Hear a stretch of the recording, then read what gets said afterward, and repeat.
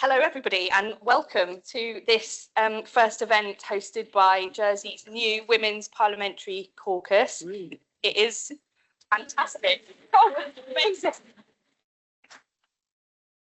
And I think I don't think I'm the only one that can probably feel the energy in this room, and it's certainly a very positive one now. So thank you so much for being here, and for anybody joining online as well.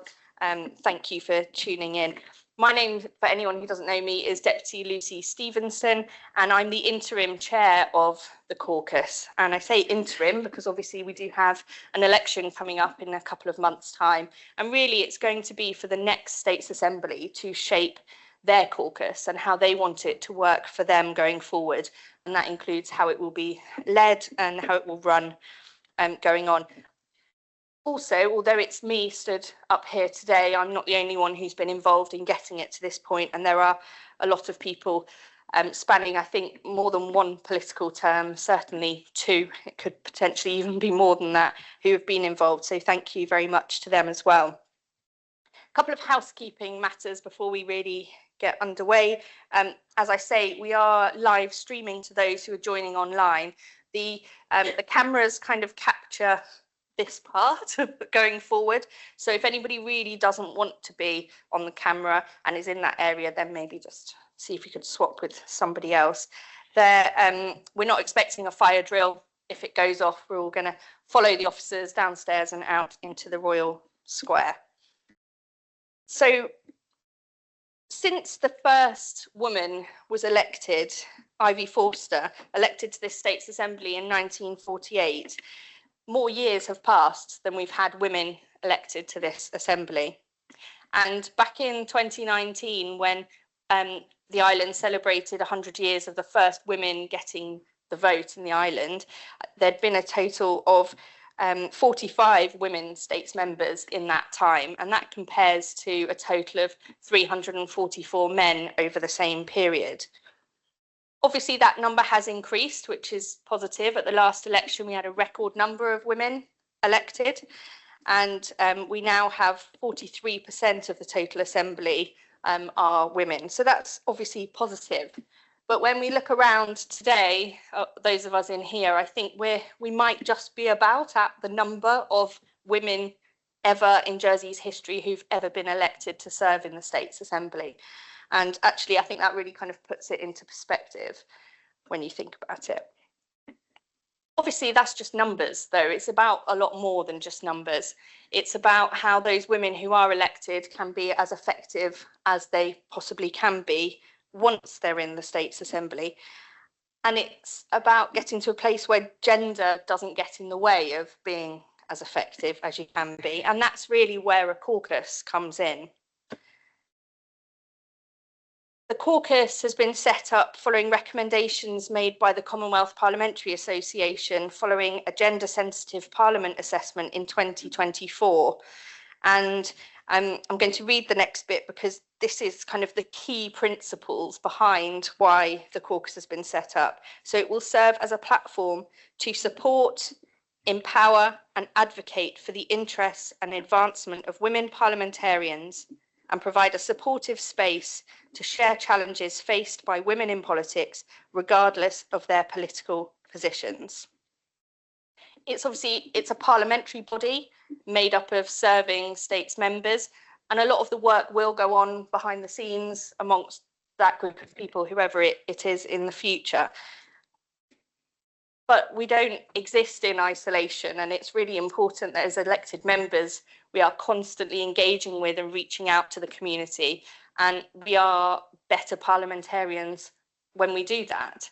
And actually, I think it works both ways. The community is stronger when we work together as well. And in the roles that many of you do, when we have those links, we're all stronger when we're in it together. Which brings me to the purpose of today and why we've brought these two fantastic speakers into Jersey and to this room full of what I would say is interesting and very passionate women from across our community. And I really hope that today can be a very positive and uplifting conversation for us all. And at a time when some of the events going on in the world, near and far, when workloads are really big, there aren't enough hours in the day. And with an election looming here in Jersey, which can be divisive both when you're standing for election, but also for the community generally, it can be unsettling as well. I think we can all do with a bit of uplifting, a bit of time and space to chat and socialise, and a bit of positivity. So the purpose of today is threefold. Firstly, we're here to talk about the caucus, to talk about why it exists and what it's going to do going forward. And it's particularly important, I believe, that we do that now, just before an election, because it shows any women out there who are considering standing for election that this exists. There is a network that will exist if you are elected. Some of the feedback that personally and from other members past and present and people who've considered standing for election have shared is that while an election itself is daunting, the prospect of what happens if you're actually successful is extremely daunting as well. And in a system that has a lot of independence, we're still a largely independent system without party politics across the board, it can be quite lonely. It can be a concern that it might be quite lonely as well. So to know that something like this exists, hopefully shows that efforts are being made to reduce some of those barriers, and potentially there will be a group there ready to help support one another. Secondly, today is about celebrating this milestone in Jersey and the fact that we actually have enough women in our state's assembly that warrants having a caucus, which is very positive. And thirdly, as I said earlier, it's about bringing us all together for a conversation, timed nicely to coincide with International Women's Day this weekend, about how women working together to support one another can be a really powerful force for good in our community. And as I said earlier, we're joined today by two, I'm going to say, absolute powerhouses who each in their unique ways totally embody this idea of working together to bring about positive change. And I'm really excited to hear from both our speakers, from both Joyce Watson and Anna Whitehouse, about how they've worked to achieve what they have and actually what advice they may have for us here in Jersey for the future. So it gives me great pleasure to introduce our first speaker, Joyce Watson. Joyce is a Labour Senedd member for Mid and West Wales, first elected in 2007 and due to stand down in May this year. Joyce set up and chairs the Senedd Women's Caucus in the Welsh Parliament. She is Senedd Commissioner for Equalities and leads efforts towards a family-friendly Senedd. She represents the Senedd on the British-Irish Parliamentary Assembly and is a past chair of the Commonwealth Parliamentary Association Wales branch. She sat on the Council of Europe's Congress of the Regions and is a former vice chair of the Commonwealth Women Parliamentarians. Joyce champions the International White Ribbon campaign against domestic violence and founded the Senedd Anti-Human Trafficking Group and publishing Knowing No Boundaries research into trafficking in Wales. And I absolutely could go on. There is so much good work that Joyce has done over the years. Joyce, I think it's fair to say you are very much a friend of Jersey. You've visited before, both for work and with your family. And I have to say that when we first discussed holding an event like this, Joyce's name was top of the list for speakers who we would like to invite. I think given your experience in setting up the Welsh caucus, but also because those of members from Jersey who've met you have spoken so highly of someone who is willing to support other parliamentarians and to really offer your insight and experiences. So Joyce, thank you for being so generous with your time and your support. And I'm going to hand over to you now. So thank you. Oh, well, thank you. What I'm thinking now is it can only go downhill after that. But anyway, it's great, isn't it, to see this just full of women. So I hope you've got enough women to make this a reality afterwards. It would be amazing. And it is a real honour for me to be here, to sit in this very uncomfortable seat, and to mark this inaugural event of the Women's Caucus and also International Women's Day. It really does delight me to hear that Jersey is the latest legislature to launch its own Women's Caucus, and is at a crucial point.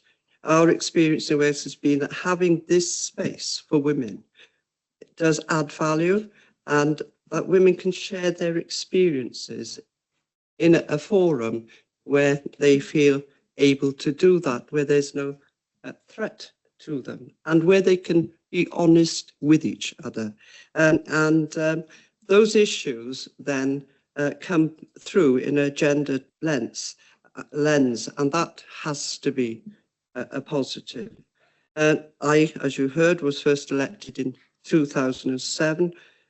Wondered what I'd done, but there you go. Before that, I was first elected in 1995 as a councillor, and I was the only woman, female councillor in my constituency. And the men thought I was a nice young woman, as they put it, at 40. And we'd work well together. They didn't take me seriously. Their fault I got elected. So, you know, life is good when they underestimate you. Remember that. So in that time, of course, I've seen our Parliament in Wales become the first gendered balanced legislature in the world.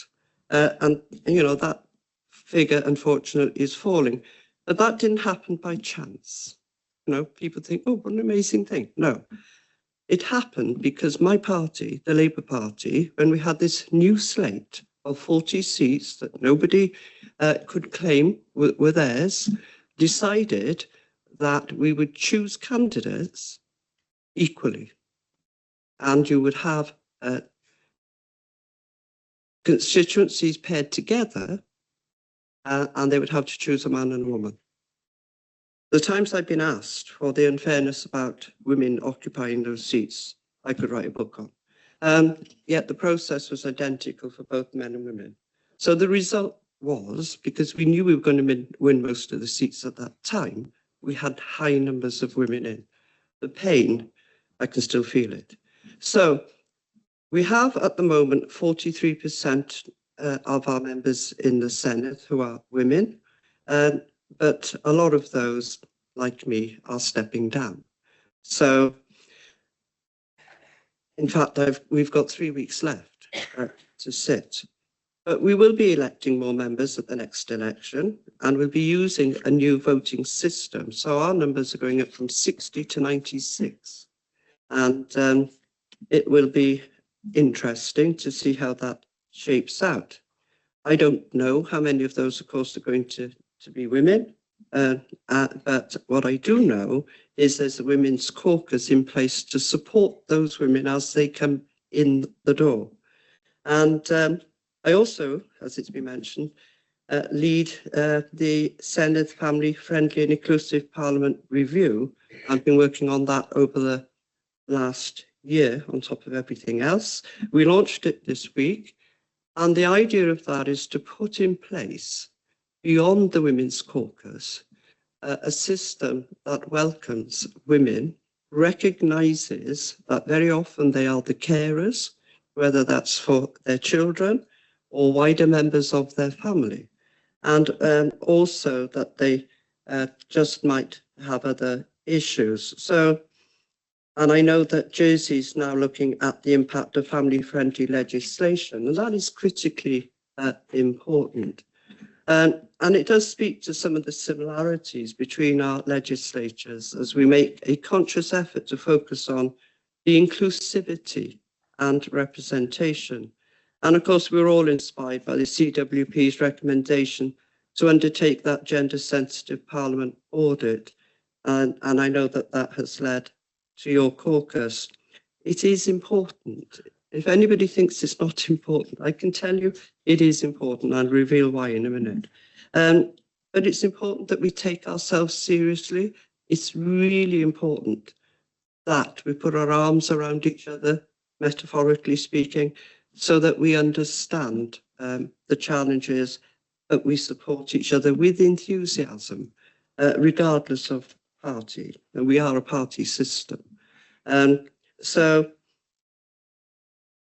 after we had lockdown, I have lots of ideas, and when I say I've got an idea, people say, oh God.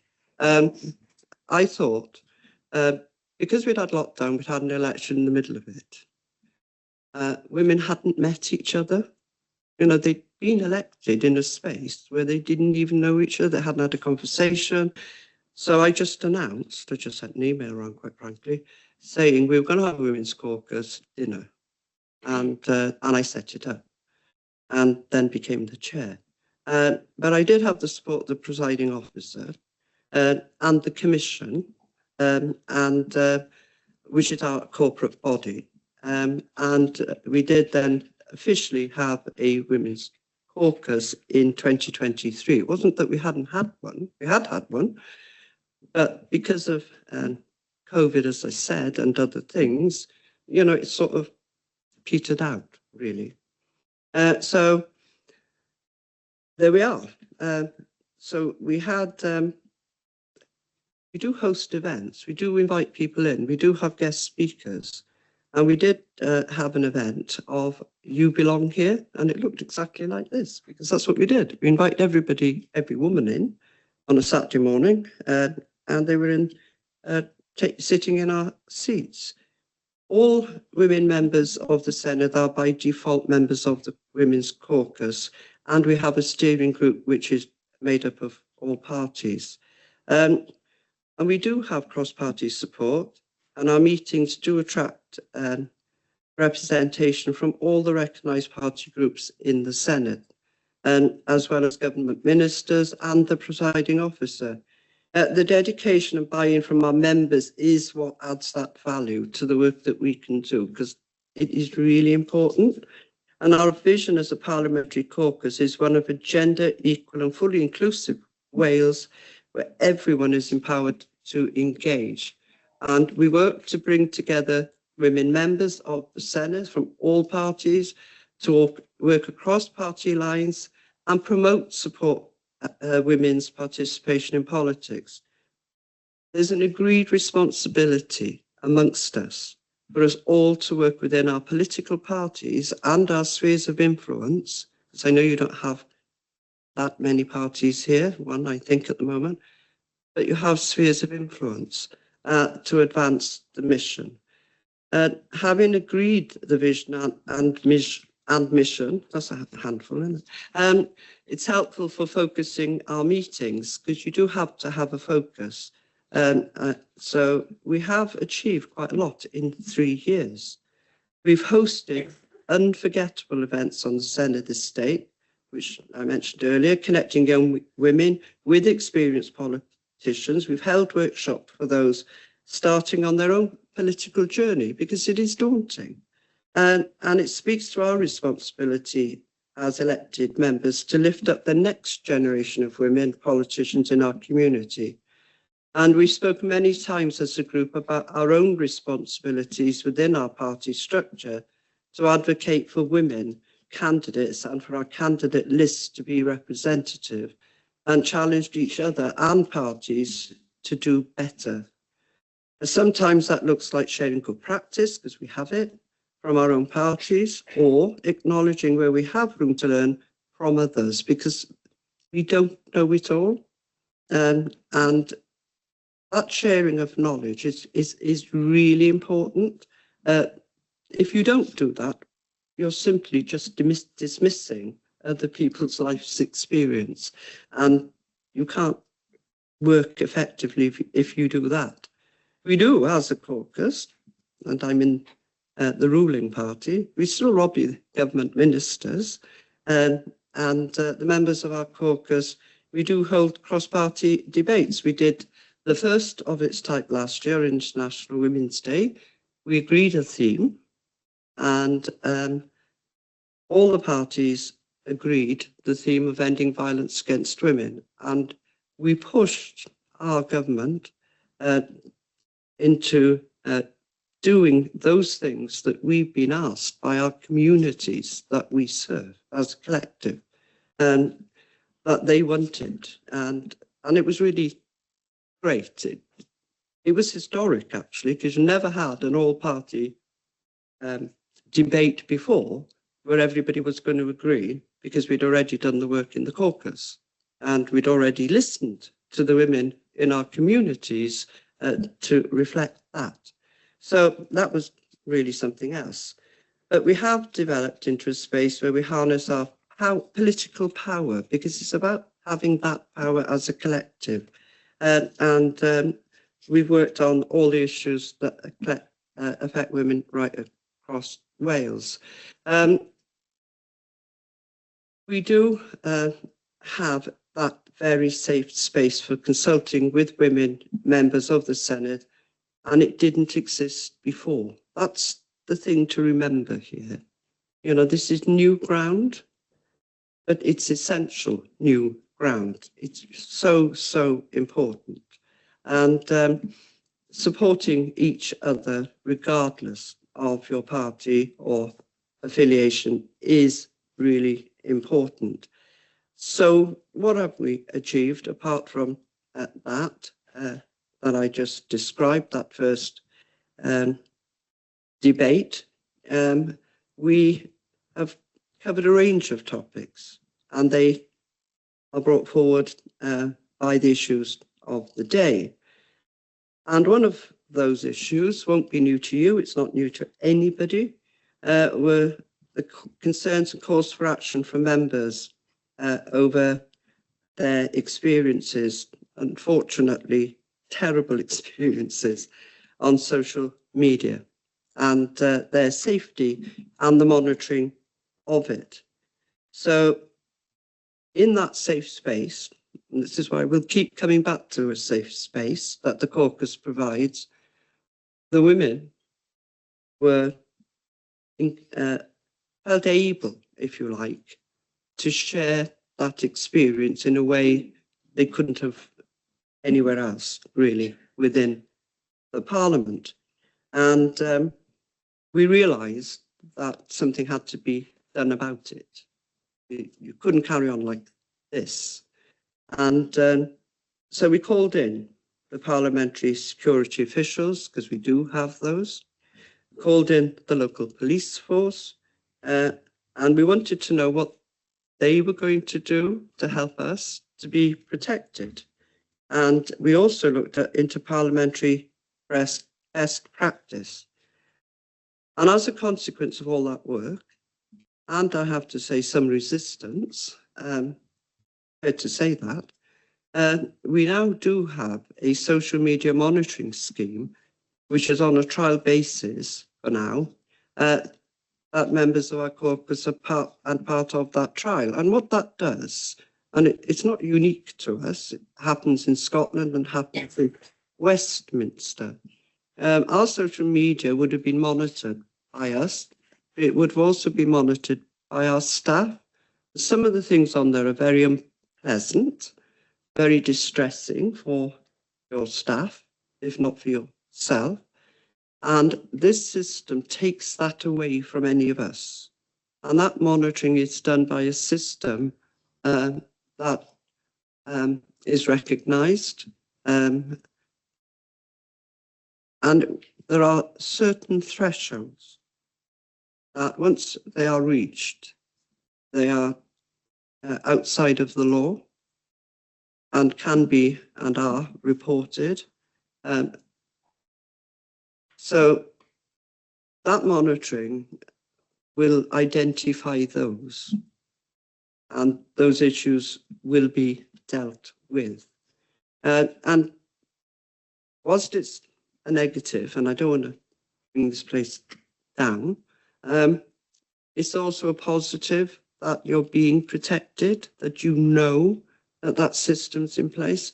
I can absolutely tell you, without doubt, that if we hadn't had the Women's Caucus, if we hadn't had that safe space where people were telling each other quite openly what was going on, we wouldn't have had this. And there'll be other things in the future. You know, we do positive things as well as these things. And why did we do it? Why is it important? We've got people in this room today, I hope will stand. I know that we've got people here who will be re-standing and people who are thinking of standing. And it is daunting. You do think to yourself, well, you know, what will I have beyond that? who is going to support me beyond my family and my friends. And so that's where that support is critical, because, you know, things are unique. But alongside that, of course, we have our ways of working. We do have a system where you don't have to actually sit in your seat to be heard. And we do, I think we were the first again in the world to work remotely when COVID hit, because a lot of us had laptops anyway. A lot of my staff already did work from home because I thought that was critical if my female members wanted to do the work. As long as they did the work, it was fine. So we still have that system in place. And one of the big recommendations, family friendly Parliament, is we keep it in place so that if people are thinking of standing and they're thinking, how am I going to manage everything, like that wonderful little young one we've got in the back, and it's great to hear, you can do that. You don't have to be here for everything, for every single committee. And people have parents who might need some attention. So it's about those spaces being safe to say, these are what we need. This is what we need to do our job. We will still do our job very effectively. But you need to accommodate us to help us do it. You know, we're not in the dark ages anymore, you know. Let's throw the light onto how we can help people be very effective in what they do. It's not radical. As far as I know, you know, these processes and systems were ready for use decades ago, but they've come into their being. So it's really important, but I cannot tell you enough about the value you will feel of having a women's caucus. You will have your differences, of course you will, but you'll come to a common agreement, and that's really what it's all about. There we go.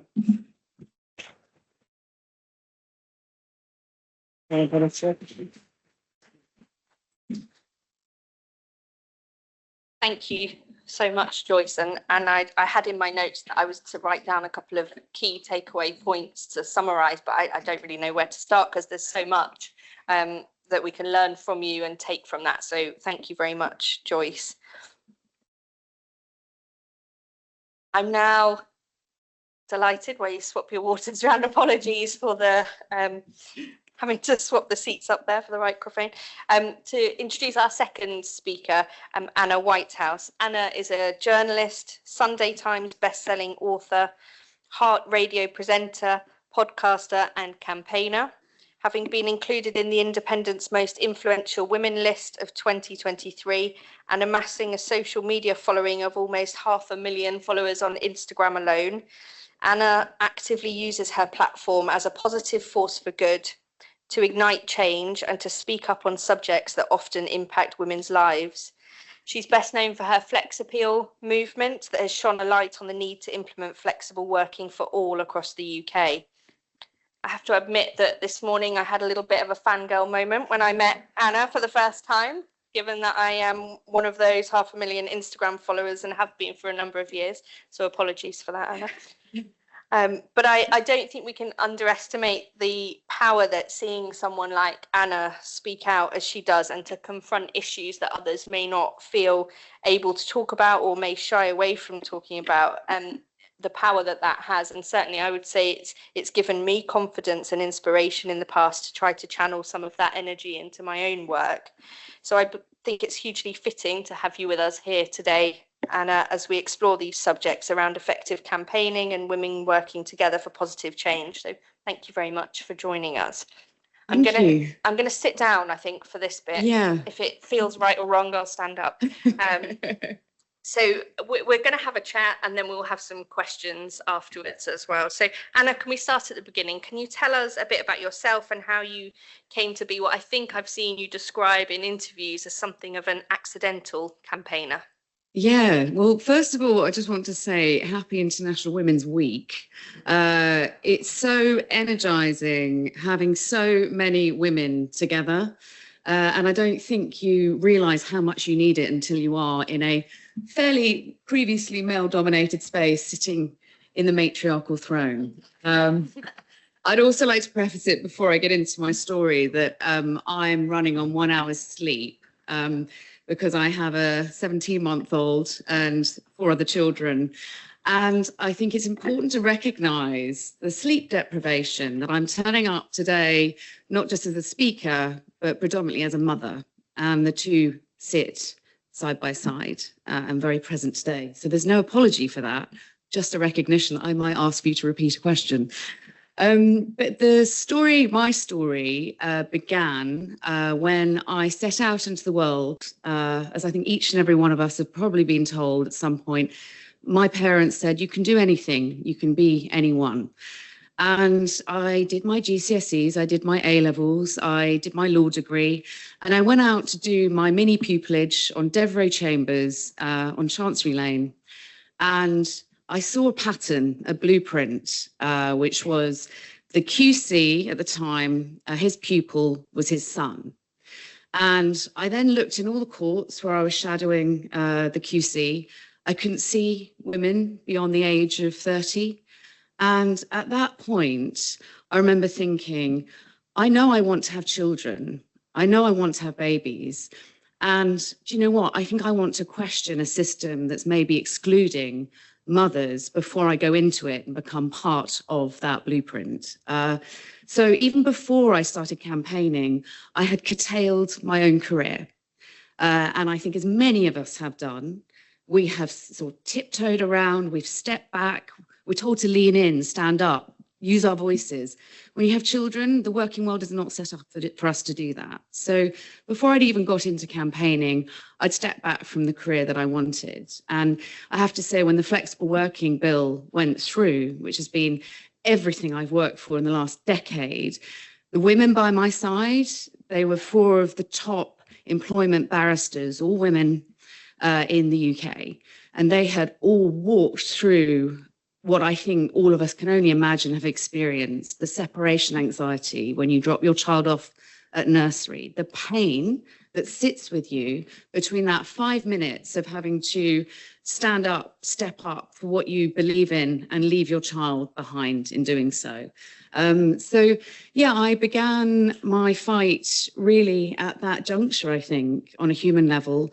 And it was only when my flexible working request was denied at the L'Oreal group, I didn't leave because I wasn't worth it. I was very worth it, and I continue to work alongside the group. But I remember them saying, we cannot give you flexible working because it will open the floodgates to others seeking flexible working. And you know what? That's where everything began for me. I went, no, we need to open these floodgates. We need to smash them down because women, specifically mothers, are drowning behind them. And that was where Flex Appeal began. Amazing. Thank you. And it sounds when you talk there, one of my questions is around, were you a natural campaigner? Does it come naturally to you? It sounds there like maybe it was, but you did tell us when we chatted earlier about a fascinating story about your head of year when you were at school, about somebody who really gave you some tools in that may have helped you along the way. Could you tell us a bit about that? I have always been wildly underestimated, and it's been a complete superpower. I have walked into so many rooms where, whether it's blonde hair or leopard print dress or having a baby on my hip, I have been completely underestimated. And that underestimation has got me to where I am now, because I will go into rooms, a lot of corporate talks that I do, and I can see the kind of front row who've been forced into this talk on International Women's Day.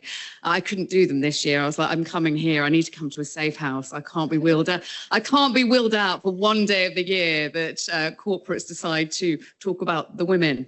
And I see that room and I see it as an opportunity.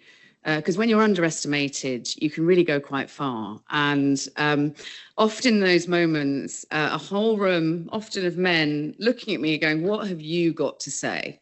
And I think everybody right now, think about a moment where you have felt on the back foot, where you felt not good enough, where you felt underestimated, all of these words that I think we carry sometimes through generations of other women feeling all those things. And you sit there in it and you look them in the eye and you tell them your story. I do not come here on an IQ level. I'm bright, incredibly clever, but I come here on an EQ level, emotional intelligence. And that is really what at school, I had one great careers advisor who didn't tell me to go and be a physiotherapist. Not that there's anything wrong with that, but it was just everybody in our year was being told the previous year to be a physiotherapist. The women, the girls, not the boys. And he said to me, use your underestimation in a room as your superpower. And it has put me in really good stead because I've kept turning up as myself, and I want to have a moment for the baby here.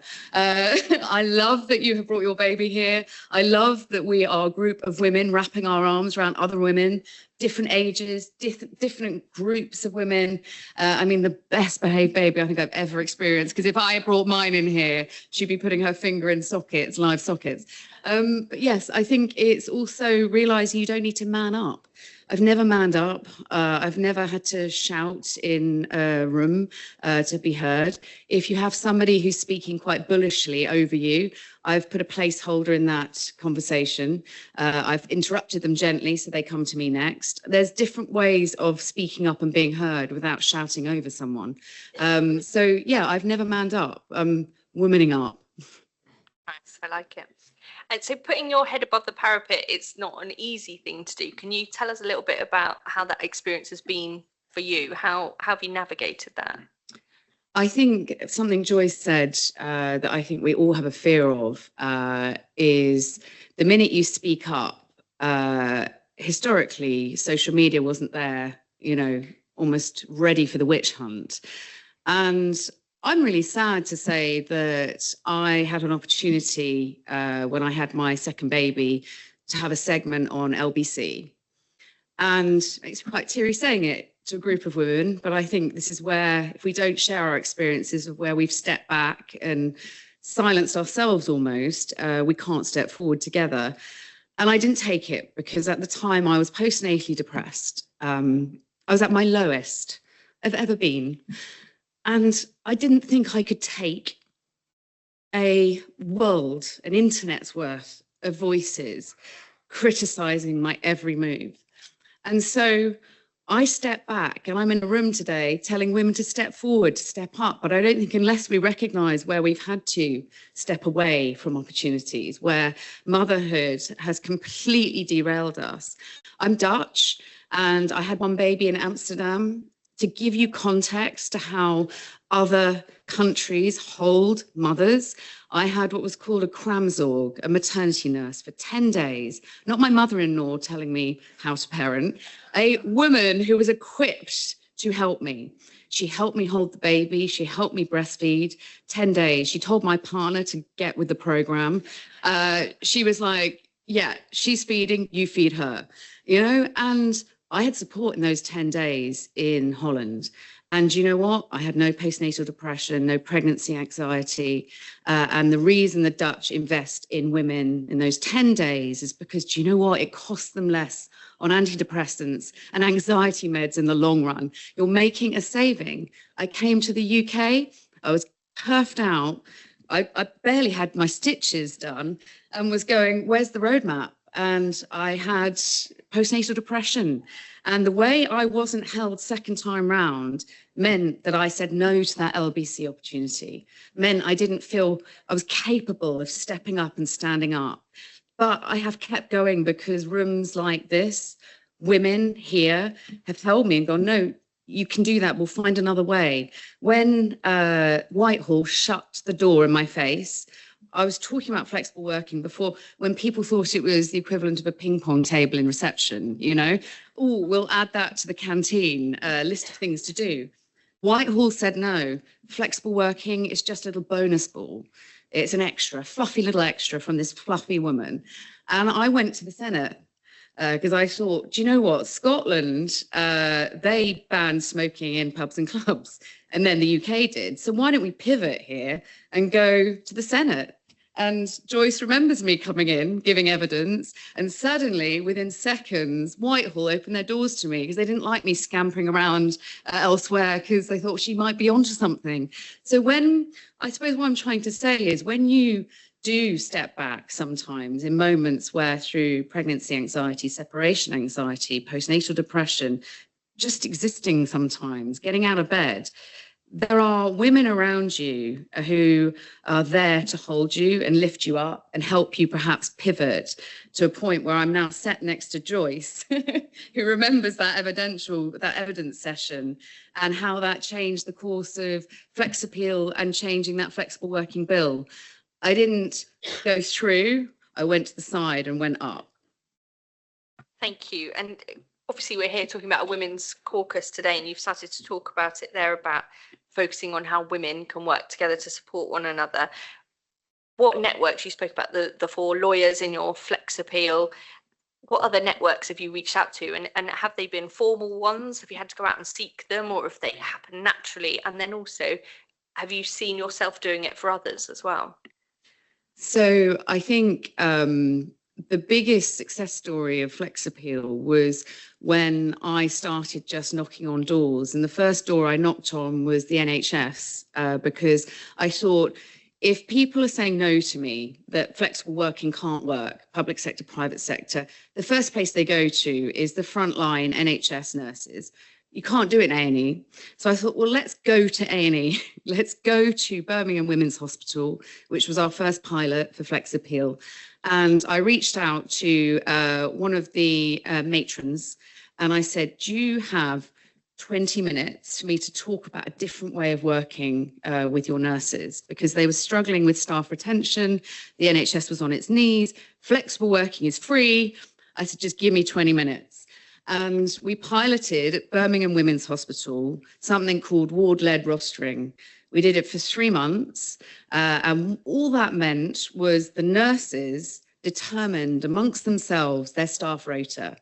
So that in a room like this, instead of the matron saying, you know, you're working then, and there being sort of slight issues around that, the nurses worked as a team, as a unit together, and they raised their voices. I've got to go to the nativity on Thursday. Okay, well, I'd like to go to date night on Friday. Okay, let's cover each other. And then they presented the roster to the matron. 2 things happened. 1, the matron was able to do her job better. Actually, 3 things. 2, the nurses worked as a team, covered each other. There was no resentment for those who were mothers, those that weren't. They voiced their needs. And the 3rd thing that came out of it was that there were fewer deaths on wards that were led more flexibly. So that's where I began. And that was by reaching out to another woman. And she said, absolutely, I've got 20 minutes. And from that point onwards, we've been able to roadmap and blueprint that format. So when people have said, well, it can't be done in the NHS, think about it. Oh, well, it can.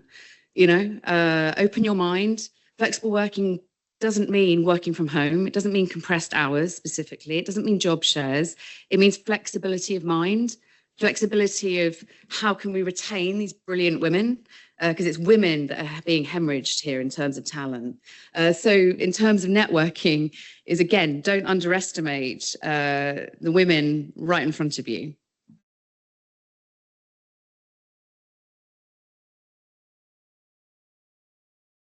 And just to continue with that point a little bit more, can you tell us a bit about your experience of mentorship? I believe Sophie Walker, who's the founder of the Women's Equality Party, she's one of your mentors. How has that helped you? And do you think we do enough?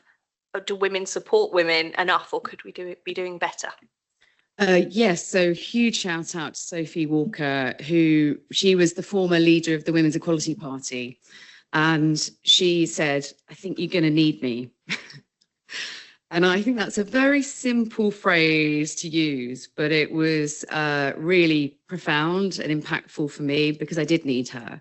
I needed her to be honest with the lay of the land, that when you do raise your voice, when you do stand up for something, not only will doors be slammed in your face, but yes, with social media, there will be all kinds of things thrown at you. I mean, I think the lowest stroke funniest point was when somebody on the Daily Mail said, I bet you're one of those mothers that just puts their daughter in an Uber to nursery.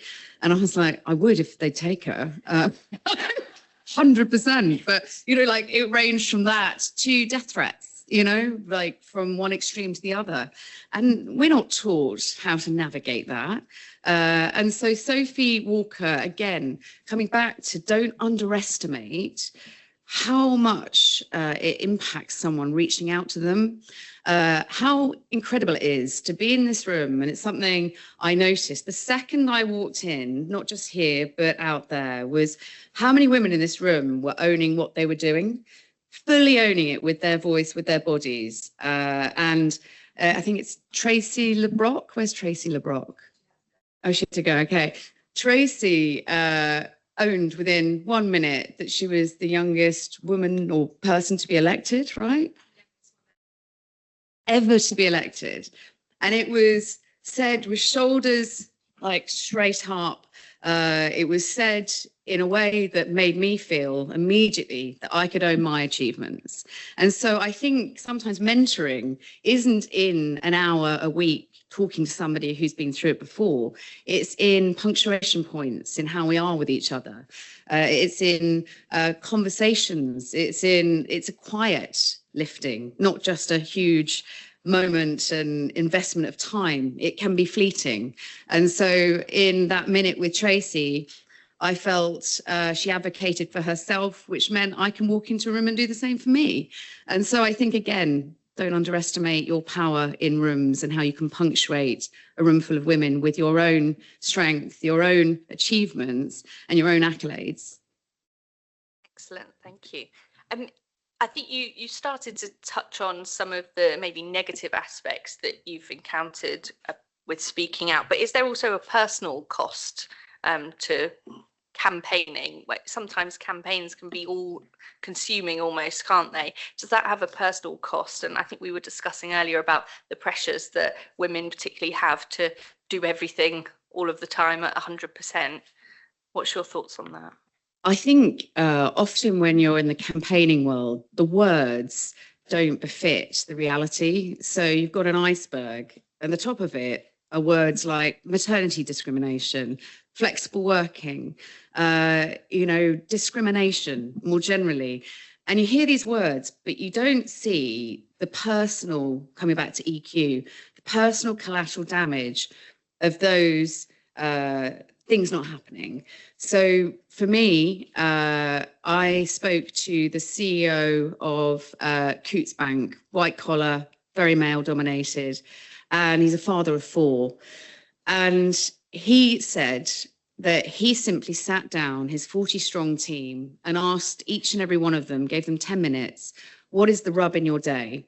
What is the moment that gives you the most anxiety and stress? And I think each of us think right now, when you're in that kind of 9-to-5 hamster wheel, what's the moment? For some, it might be, I don't get to pick up my daughter at 3:15 from school, and I'm sad about that. For others, it's separation anxiety at nursery drop-off. For some people, it's I feel disconnected from my partner.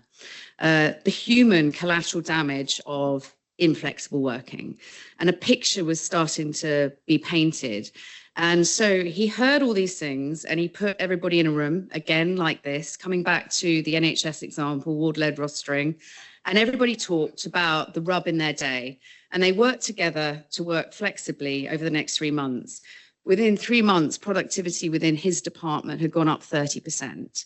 And he was asked to present to the board the facts, the figures, the profit margins, how he did it in black and white.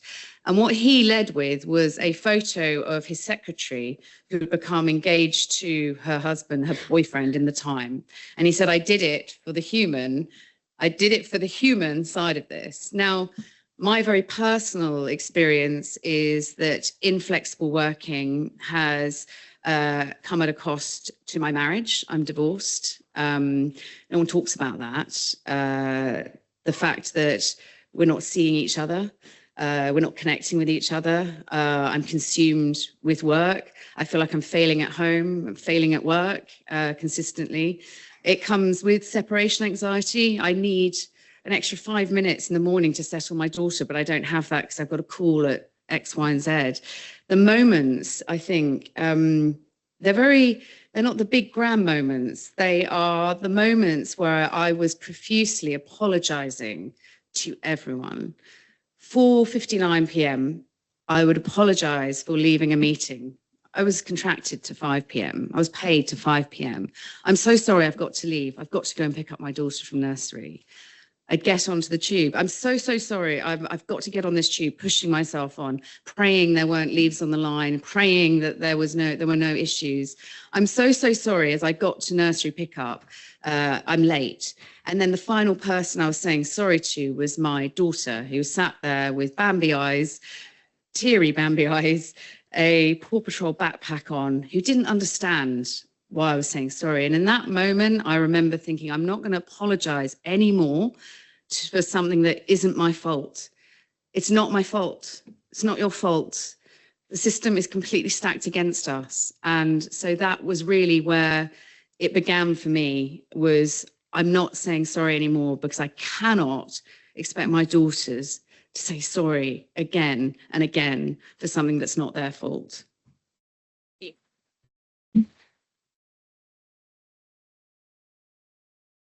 And a final question from me, because I'm sure there's lots of people with questions that they would like to ask themselves, but flexible working, obviously it's where it kind of started for you. I think we should have a moment for that as well. Jersey does have the right to request flexible working for all, regardless of reason, from day one of starting employment. It doesn't have to be granted, of course, and I don't think there's reliable data for how many requests are being granted. So my question really is, any thoughts and advice on what comes next? How could Jersey take that forward? How do you, it's one tick in the box, but it's only part of the story, isn't it? My biggest thing right now is only 1 in 10 flexible working requests goes through for men, and 4 in 10 goes through for women. So the bulk of childcare remains on female shoulders. And so my biggest push right now is that I think there's still this sense of it's emasculating caring for your own child. And I think we need to really break through that fully. I had a message from a dad a couple of months ago, and he said, I put my flexible working request in, and it was to pick up my daughter on a Tuesday and a Thursday. And my boss said, no, can't your missus do that? And he said, well, my missus is a brain surgeon, and not that you have to be at the top of or just within the medical profession to be afforded any kind of flexible working.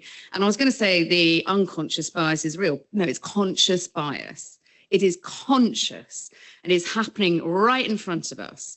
And so I think for me, the biggest push is that this isn't for, as I've, again, coming back to the trolling, for mummies to see more of their Weetabix smattered children. That's another comment I've had. This is for parents, people to parent. And so my big urge to Jersey, my big push to the UK is to enable men to pick up the slack, to pick up their children, to raise the next generation, because there's nothing more masculine than looking after your own child. Thank you very much. We're now going to have some questions. Just for everybody sat out in the chairs here, if you'd like to ask a question, please do raise your hand, and then when we come to you, use the button next to the microphone on the desk in front of you. Your microphone will come on with a red light like this when you're ready to talk, and then just remember to turn it off afterwards. As I said before, anybody sat on that side beyond this kind of line won't be on camera, but your voice will be heard via the microphone.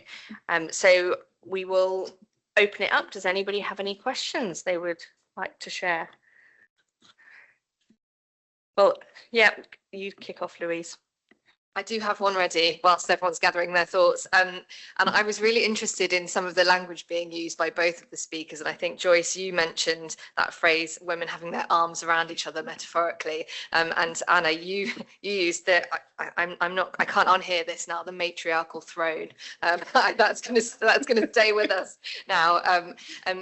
But that kind of symbolism of women standing together and that term, the matriarchy, I wanted to understand from both of you, if that's okay for both speakers to answer, what that might look like actually in terms of culture change across our society if we did move towards a more matriarchal style of living and legislating and running things. What might that vision look like for you? On the little chair, you don't have a mic. So I'll have to stand up and be a bit bigger. So what does it look like? As I said, you don't take a position unless you're going to do something with it. So I would say most people here have something in their mind if they're thinking of standing, something they want to change, to improve, or to be part of. That's fine. So when we call our government the Senedd, it's the Welsh word for government. When it was first being organised, if you like, the standing orders, the constitution, there were a lot of women involved in it, which is great, isn't it? Because I told you the story why that happened. So built into our constitution right from the start was that we have to adhere to equality in everything we do. So that was born out of one of our members who came straight into government from the Equalities and Human Rights Commission and knew exactly what she was doing. So it's there, it's in your constitution, and that equality then has to go into all of your legislation because that's also built in. And that we test all our legislation according to that equality statement. So what we make sure that we're doing, therefore, is, we hope, this is the theory anyway, is that all the legislation doesn't impact negatively or positively on 50% of the population. I'm also founding member of, and I didn't put it on my piece of paper, of gender budgeting in Wales. And what does that do? You've mentioned the word gender budgeting, people wonder. But what it does is, if you make a grand statement about how you're going to change the economy, then you look at who's going to be affected by it. How is that money going to be spent? Who's going to be part of it? And who's going to do the training? Who's going to be trained? And what are the job opportunities? Are they equal at the end of it? Because there's no point making a grand statement, we're going to change the economy, unless you ask, but for whom? Is it for everybody? And then you bring in all the work practices beyond that. So that is what happens when you have a society that thinks beyond the very few people that have occupied these spaces for too long. So my utopian matriarchal world, I'm ready for it, is what I'm saying. I think there's so much archaic, misogynistic bluster at the moment. Nigel Farage is right up there for me.